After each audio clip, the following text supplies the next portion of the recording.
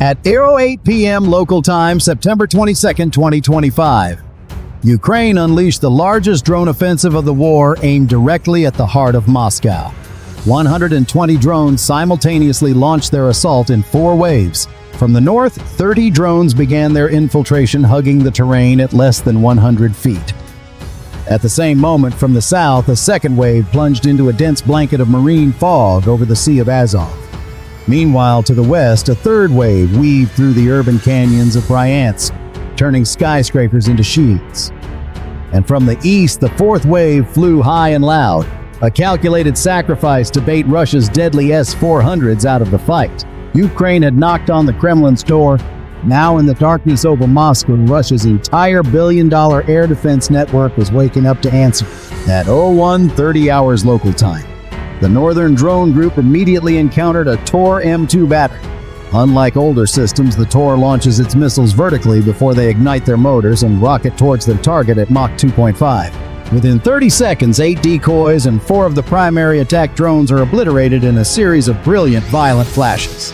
It's a near-perfect kill box. Moscow's air raid sirens begin their terrifying wail.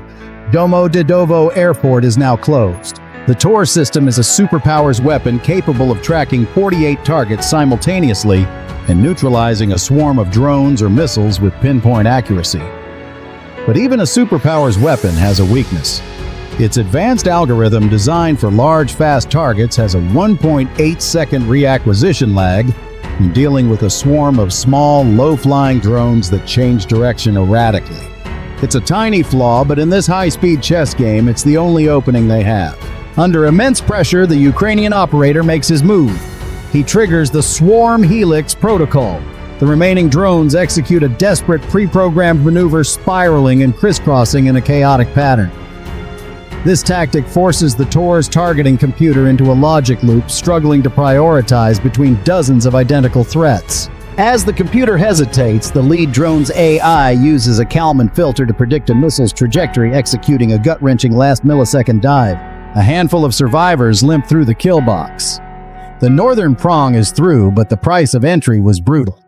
The entire Moscow air defense network is now fully awake and utterly furious. At 02:00 hours local time, as the northern survivors push towards the center, the southern swarm emerges from the fog and flies directly into an ambush. Perched atop the skyscrapers of Moscow City, a Panzer S-1 unit is waiting. Its twin 30mm Gatling guns erupt, unleashing 5,000 rounds per minute and lighting up the sky with a storm of red tracers. The effect is devastating. 7 decoys and 3 primary attack drones are torn to pieces in less than 10 seconds. Shrapnel from near misses hammers the wings of the lead drone, its camera feed glitching violently from the impacts. The Panzer is a terrifyingly effective close-in weapon system, but its greatest strength in an open field becomes its critical weakness in a dense city. It was designed to have a clear line of sight, not to fight in a canyon of glass and steel. The radar is overwhelmed with false echoes from buildings, bridges, and even subway vents. Its fire control computer, struggling to distinguish friend from foe, suffers from a fatal 2.5-second reacquisition lag. It's trying to shoot a fly with a sledgehammer in a closet. With his screen flickering and his drone damaged, the Ukrainian operator deploys a desperate countermeasure, the Feather Flock. 30 ultralight balsa wood decoys, each costing just $10, and equipped with a simple LED light, are released from the surviving drones. They are designed to do one thing: flood the Panzer's brain, which can only engage 4 targets at once. The system is instantly forced into a state of target paralysis, its Gatling guns hesitating for a crucial second. That's all the time they need. The lead drone executes an insane 50-GE turn, diving into the shadow of a metro vent. The rest of the southern survivors follow. They are through the wall of fire, but the victory is costly. More importantly, the roar of the Gatling guns has served as a dinner bell, awakening every electronic warfare system in the city. The next wave is now flying directly into an invisible storm. At 02:10 hours local time, the Western Swarm is now entering the inner defense ring of Moscow. Suddenly, their world dissolves into static. A truck-mounted TK-25E electronic warfare system blankets a 12-mile radius with jamming signals. The operator's HUD goes white. The Starlink connection is severed. As the drones fly blind and dumb, a backup Panzer unit methodically picks them off. 7 decoys and another 4 primary drones are blasted from the sky with cold, calculated precision. This is the checkmate move for 90% of drone attacks. Without a signal, they are just gliders waiting to crash. But the Ukrainians planned for this. The TK-25E is a sledgehammer, powerful but crude. It cannot stop Starlink's military-grade frequency hopping, which changes 1/500 times a second. For the lead drone, the connection flickers back to life just long enough to issue one final command to the surviving swarm: activate the Solar Phantom switch. The drones go fully autonomous, a ghost squadron navigating by preloaded GPS waypoints and internal gyros. After over 6 hours in the air, their standard batteries should have been dead long ago. But this is where their second secret weapon comes into play. The mini solar panel skins provide a crucial 1-hour solar top-up to the drone's primary 4-hour battery, giving them the endurance needed for this long-range mission. This emergency power is just enough to keep their core systems alive through the electronic storm. They are no longer being flown. They are thinking for themselves. The western prong breaks through the electronic fog, but they leave a trail of burning wreckage. This debris has now alerted Rosgvardia ground patrols, who begin firing wildly into the sky. The final, most dangerous piece on the board is now in play. At 02:15 hours local time, the eastern swarm, the sacrificial lamb, has successfully reached its target area, and the S-400, the apex predator of Russia's air defense, has taken the bait. From 20 miles out, it begins launching its 40 N6 missiles, each worth over $1 million. The kill is swift and absolute. 8 decoys are obliterated instantly. The system's powerful EW suite even spoofs the GPS on 3 other drones, sending them flying harmlessly off course to crash in the countryside. The destruction is total. The S-400 is a monster, but its weakness isn't technical. It's strategic. It's a weapon built to destroy aircraft from hundreds of miles away, and its operators have just been lured into a high-stakes game of skeet shooting. While its fire control computer is busy calculating intercepts for these obvious high-altitude targets, 3 other coordinated swarms are now slipping past its radar horizon, well inside its minimum engagement range. It is completely and utterly distracted. The surviving decoys execute their final command. Using mini-speakers, they begin broadcasting fake engine sounds, sending Rosgvardia patrols on a wild goose chase on the ground below, firing at ghosts in the fog.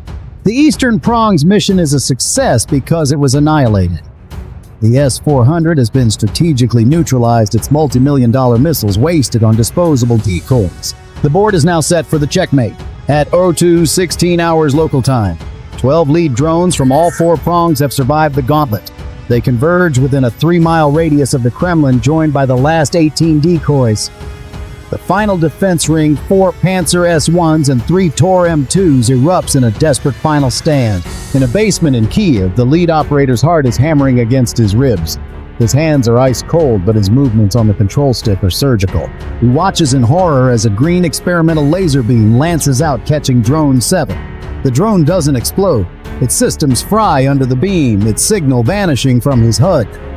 A moment later, a hail of Gatling fire tears 3 more of his primary attack drones to pieces. Losses are catastrophic, but the mission is still alive. The Russian defense is a fortress of steel, but its brain is short-circuiting. It is choking on data, trying to solve an equation with too many variables.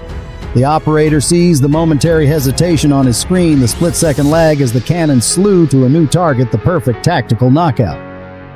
He plays his final card. He triggers the final swarm dance.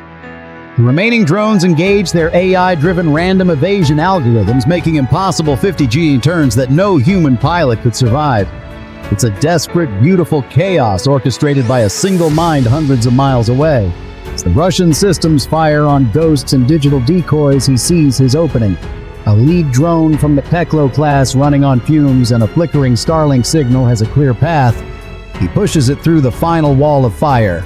It lances past the gilded domes of the Kremlin at 50 feet, its camera locking onto the primary Panzer command tower. 9 of the 12 lead drones have survived the final firewall. The operator leans back, his shirt soaked in sweat, his ears ringing from the phantom alarms. The Russian fortress has been breached. The operator in Kiev takes a deep breath, his entire world narrowing to the grainy green-tinted image on his screen. The Peklo drone's camera is locked.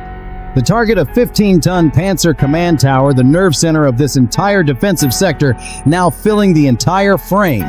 The HUD flashes a final countdown, 30 seconds to impact. On the ground, it's pure chaos. The Panzer's massive radar dish is still spinning frantically, searching for ghosts in the fog.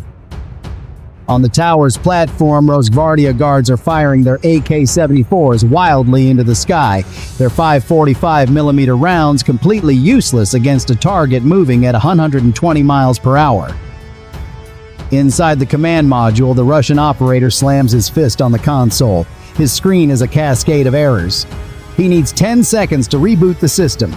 The Ukrainian drone needs just 50 milliseconds to say hello. At exactly 2:17 hours local time, the Peklo drone connects. The impact isn't a massive Hollywood-style fireball. It's something far more precise and far more lethal. The drone's 50-pound warhead is a shaped charge designed to unleash a phenomenon known as the Monroe effect. Upon detonation, the explosive charge focuses all its energy inwards, compressing a copper cone into a near-liquid jet of molten metal.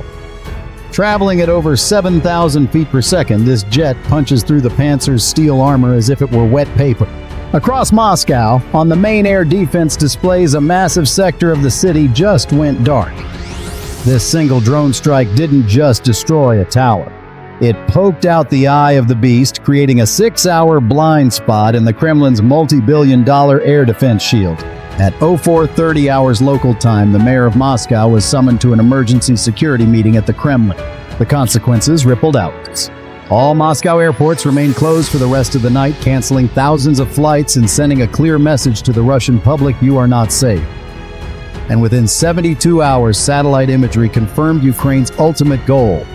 Russia was forced to pull 2 of its precious S-400 batteries from the front lines in Kharkiv to reinforce Moscow's now vulnerable airspace. 2 S-400s that no longer can shoot jets. As dawn broke, the information war went into overview. Russia's state-run TASS news agency ran with the headline, "Terrorist drone attack on Moscow repelled by heroic air defense forces." Their report claimed all drones were destroyed, showing footage of the decoys being shot down while carefully avoiding any images of the still smoldering Panzer Tower. Meanwhile, CNN's headline was more pointed, "Explosions rock central Moscow, exposing Kremlin's air defense vulnerability."